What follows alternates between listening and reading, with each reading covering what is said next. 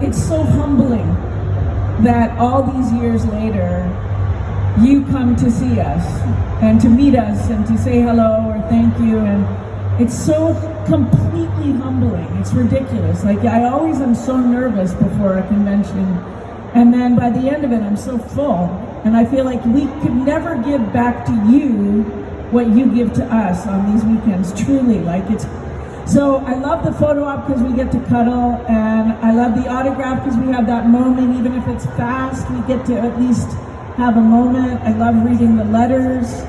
But it's crazy. I never thought, like, we used to sort of laugh at the conventions, go, oh, they're still doing conventions.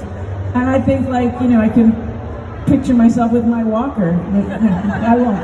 But yeah, I mean, the fact that we're here because of all of you is bucket full. It's all I mean, I think of it as a big, like a party for a couple of days that, we attend different venues and visit the people that are there. Some of you follow us around, but so much of it for me is just getting to see and talk to people and be seen and talked at and other things.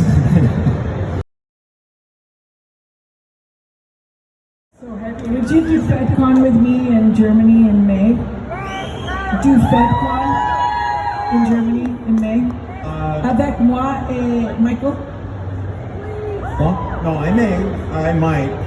Not a chance. No, I've been invited.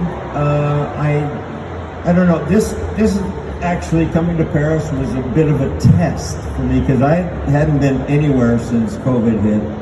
COVID for me was a great excuse to continue my lifestyle, which was isolated with my dog overlooking the ocean and just, reading, writing, no arithmetic, but so this was a test coming here, and so far it's gone quite well. Thanks to this man. I don't even know who it is, but thanks to him. No, I'm seriously considering it now that I know I can relate to people again. There was some doubt there for it. Incroyable. Like, it's crazy to us that it's still shown all over the world. Is it a milestone for sci-fi? No, I decided no. Rick says no. I mean, there were other, Star Trek, for instance, that had been around for a while, right? Or am I wrong?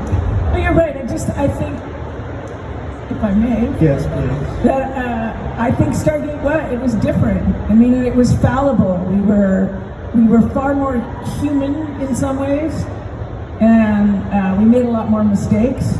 And I think that we had to pay for those mistakes, like you would in real life. So I think in some ways it was a bit of a different sci-fi show, and we had much more humor than sci-fi shows at the time. So I think that was different and refreshing, if I may.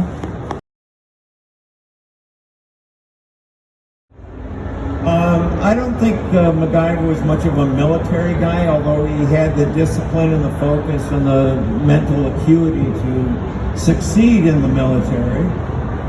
Jack O'Neill didn't belong there. I think he would have been a better MacGyver. I don't know how to answer that. It's what? Interesting. Jack O'Neill would have been a better MacGyver, and MacGyver would have been a more disciplined O'Neill. Yeah. Oh. Well, I think the MacGyver would have turned out better. I mean, better rate. It's really one of those questions that is, do you know the word esoteric? Yeah, I don't. What does it mean?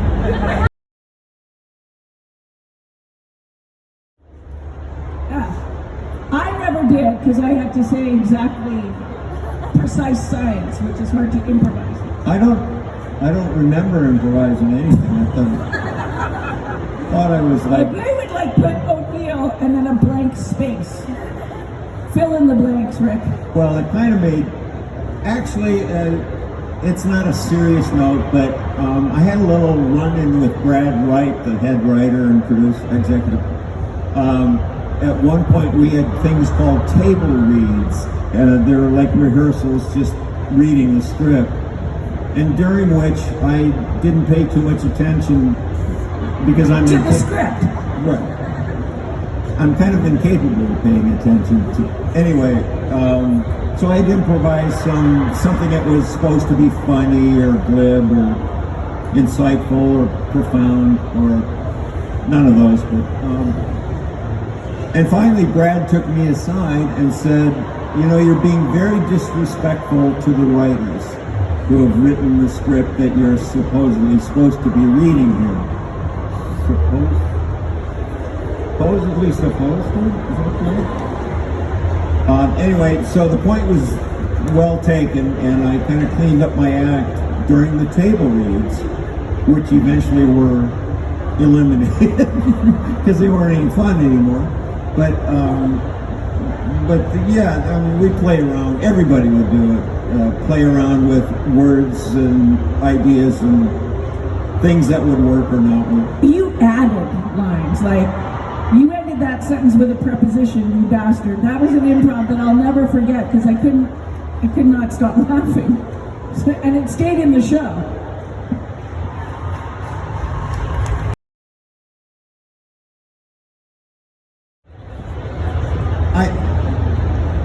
She knows more about that than I do.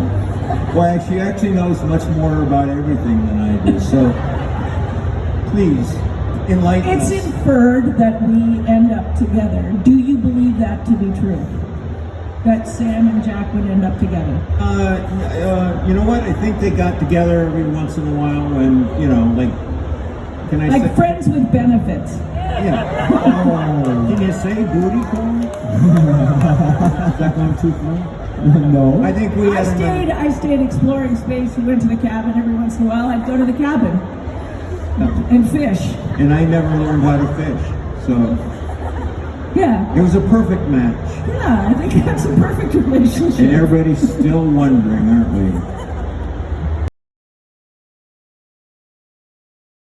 Interesting or funny. It's just that I wouldn't have wanted to become a general. General is all paperwork and sitting around in an office. And mind you, General Hammond did a good job of that. But I don't think O'Neill was made for that job. Should have remained a colonel. Oh, stop it. That's not worth applause, but thank you.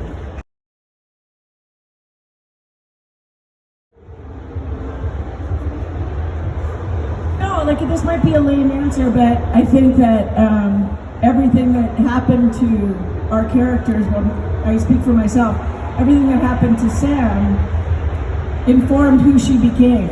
Right? Even Pete. Yeah, Pete, my guy. The guy I got engaged to and then I dumped him. You had a guy? I see. So yeah, I think everything informed. Would I change anything? Yeah, I would have made sure that Janet Fraser wasn't in line with that shot and she wouldn't have died. That would have, if I could change that, I would.